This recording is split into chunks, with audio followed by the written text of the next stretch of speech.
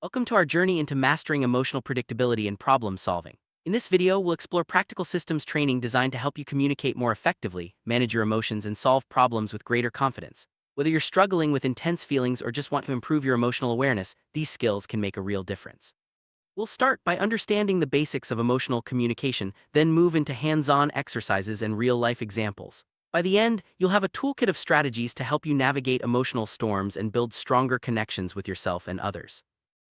Before diving into new skills, it's important to check in with yourself. The best scale is a simple tool to help you record your current emotional state. Take a moment to reflect. How are you feeling right now? Are you calm, anxious, frustrated, or content? By regularly recording your best score, you create a habit of self-awareness. This step sets the foundation for all the skills we'll cover, ensuring you start from a place of honesty and openness.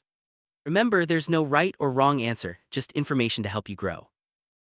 Relaxation is a key part of emotional management. Progressive muscle relaxation is one technique that can help you reduce anxiety and tension. By systematically tensing and relaxing different muscle groups, you become more aware of where you hold stress in your body. This practice not only calms your mind but also prepares you to face emotional challenges with greater resilience. Try to practice relaxation daily, even when you're not feeling particularly tense. Over time, you'll find it easier to relax when you need it most. Distancing is the ability to step back from your emotions and observe them without getting swept away. This skill helps you avoid becoming overwhelmed by intense feelings. When you practice distancing, you create space between yourself and your emotions, making it easier to respond thoughtfully rather than react impulsively. Review your progress with distancing. Think about recent situations where you used this skill. How did it help you manage your emotions? Reflecting on these moments reinforces your growth. Filters are mental habits or patterns that shape how we interpret events and emotions. Sometimes these filters can distort reality, making situations seem worse than they are. Reviewing your personal filters helps you recognize when they're activated and how they influence your thoughts and feelings. By becoming aware of your filters, you can start to challenge them and see situations more clearly. This awareness is a powerful step toward emotional predictability and healthier communication. Using calming images is a simple yet effective way to soothe your mind during emotional distress. Picture a peaceful scene, a quiet beach, a gentle forest, or a favorite memory. Let your mind focus on the details, the colors, sounds, and sensations. This visualization can help lower your emotional intensity and bring you back to a state of calm. Practice this technique whenever you feel overwhelmed and notice how your body and mind respond. Keeping track of the skills you use is essential for growth. The skills monitoring card is a tool to help you record which emotional management strategies you've practiced each day. By noting your progress, you can identify patterns, celebrate successes, and spot areas for improvement. This ongoing self-monitoring builds accountability and encourages you to keep practicing, even when it feels challenging. Over time, you'll see just how far you've come. Effective communication starts with being willing to identify all your emotions, whether they feel good or bad. It's about naming your feelings simply without getting lost in the details or judging yourself. Remember, your feelings are valid even if your thoughts are distorted. Avoid labeling or categorizing emotions as good or bad. They're just information about your current state. This non-judgmental approach lays the groundwork for honest, open communication with yourself and others. Reinforce your learning. Complete the Ways to Communicate Feelings worksheet. For each feeling word, give at least one example using the categories provided: physical sensation, color, sense, music, experience, or intensity. Also, keep up with your skills monitoring card and estimate the percentage of time you spend at each level of the emotional intensity continuum. These exercises help you build self-awareness and practice new skills in real life. Emotional Intensity Continuum is a tool to help you track where you are emotionally throughout the day. Each day, record your position on the continuum. Note the event, your feelings, physical sensations, thoughts, filters, action, urges, and behaviors. Assign an intensity level to each feeling, sensation, urge, and behavior. This process helps you see patterns and understand how your emotions fluctuate over time, giving you valuable insight for future growth. For each group session, remember to check in at the reception desk. Always bring your notebook and completed homework with you. This routine helps you stay organized and ensures you're ready to participate fully. Preparation is a key part of making the most out of your emotional skills training, so take these small steps seriously. They set the tone for your learning experience. Aggressive muscle relaxation is a powerful technique for reducing anxiety and physical tension. By tensing and relaxing each muscle group, you learn to recognize the difference between tension and relaxation. This practice can help with sleep, pain, and overall stress management. Try to practice daily, even when you're not feeling tense, so it becomes a natural response when anxiety arises. Over time, you'll be able to relax more quickly and easily. Begin by finding a comfortable position and taking deep breaths. Clench your fists, tense your arms, and then relax them, noticing the difference. Move through your body: face, neck, shoulders, stomach, legs, and feet, tensing and relaxing each area. Use calming statements like, "Let all the tension out," or "Notice how it feels when the tension leaves." This mindful process helps you stay present and grounded, making it easier to manage emotional intensity. After completing the muscle relaxation steps, imagine a wave of relaxation moving from the top of your head down to your toes. Take a few more deep breaths and notice where you feel most relaxed. If you still sense tension, repeat the tensing and relaxing in that area. Practicing this visualization daily will help you access relaxation more quickly, even in stressful moments. Portia Nelson's autobiography in 5 short chapters beautifully illustrates the journey of emotional growth. At first, we fall into the same emotional traps, feeling helpless and lost. Over time, we begin to recognize patterns, take responsibility, and eventually choose new paths. This story reminds us that change is a process and each step forward is progress. Reflect on your own journey. Where are you in your chapter? Managing emotions is like weathering a storm. Sometimes it feels like you're caught in an emotional tornado, unable to find the right words to describe what's happening inside. The skill of communicating helps you name your experience, sort out your feelings, and share them with others. This process is your lifeline during emotional intensity, helping you survive and connect even when the storm feels overwhelming. Emotional intensity continuum helps you communicate what's happening inside and around you. By sorting your experience into categories, event, feelings, physical sensations, thoughts, filters, action urges, and behaviors, you gain clarity and distance from the emotional content. This tool helps you track the path of your emotions, see if intensity is rising or falling, and make more informed choices about how to respond. Many people label emotions as positive or negative, but this can give them unnecessary power. Instead, view emotions as information, neither good nor bad. Accept your feelings, name them, and avoid getting lost in their content. If intensity rises, practice distancing and return to the continuum when you feel calmer. This approach helps you manage emotions without being overwhelmed by them.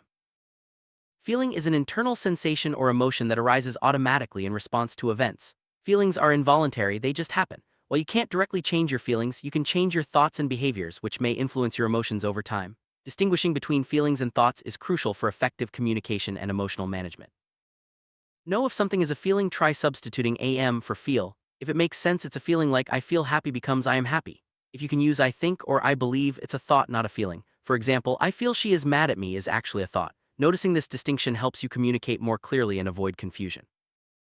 There are many creative ways to describe your feelings, through physical sensations, colors, senses, music, past experiences, and levels of intensity. For example, you might describe anger as red hot or sadness as heavy and gray. Using these categories helps you express emotions more vividly and understand them better. Experiment with different ways to communicate your feelings and see which ones resonate with you. Rich vocabulary helps you name your emotions more precisely. The feeling words list includes a wide range of emotions, from happy and excited to sad, angry, and anxious. Refer to this list when completing the emotional intensity continuum or when you're struggling to find the right word. The more accurately you can name your feelings, the better you can communicate and manage them. Physical sensations often signal changes in your emotional state. You might notice muscle tension, headaches, sweating, or a racing heart. These sensations can help you identify where you are on the emotional intensity continuum. Pay attention to your body, it often gives you clues about your feelings before your mind catches up. Thoughts are just thoughts, they don't define you or make you good or bad. When communicating your thoughts, write them down word for word without judging or categorizing them. This practice helps you observe your thinking patterns and prepares you for future skills like challenging and changing unhelpful thoughts. Filters are mental shortcuts or biases that affect how you interpret events and emotions. By identifying which filters are activated, you can better understand your reactions and begin to challenge unhelpful patterns. Use your filter card or notes as reminders and pay attention to recurring themes in your thoughts. Action urges are the impulses or reflex reactions you experience in response to emotions. These might include wanting to scream, run away, or distract yourself. Not all urges become behaviors, but recognizing them is important for self-control. By noticing your action urges, you can choose healthier ways to respond before acting impulsively. Behaviors are what you actually do in response to your emotions and action urges. These can range from talking and writing to more intense actions like screaming or isolating. By tracking your behaviors alongside your feelings and urges, you gain insight into your emotional patterns and can make more intentional choices in the future. When recording your emotional experience, start by describing the event in detail. What happened? Who was involved? What triggered your emotional response? Being specific helps you connect the dots between events, feelings, and reactions, making it easier to understand and manage your emotions. Worksheet is a practical tool for tracking your emotional journey. For each event, record your emotions, physical sensations, thoughts, filters, action urges, and behaviors. Assign intensity levels to each and review your notes regularly. This structured approach helps you see progress, spot patterns, and plan for future challenges. Visual tools like the Emotional Intensity Continuum chart help you see your progress over time. By recording your emotional levels each day, you can identify trends, celebrate improvements, and address recurring challenges. These visuals make your emotional journey more tangible and motivate you to keep practicing your skills. Here's an example of how to fill out your Emotional Intensity Continuum worksheet. For each day, note the event, your feelings, physical sensations, thoughts, filters, action urges, and behaviors. Assign intensity levels and look for patterns. This practice helps you become more mindful and proactive in managing your emotions. Tracking your emotions over several days can reveal important changes. Notice how your emotional intensity shifts in response to different events and how your use of skills affects your experience.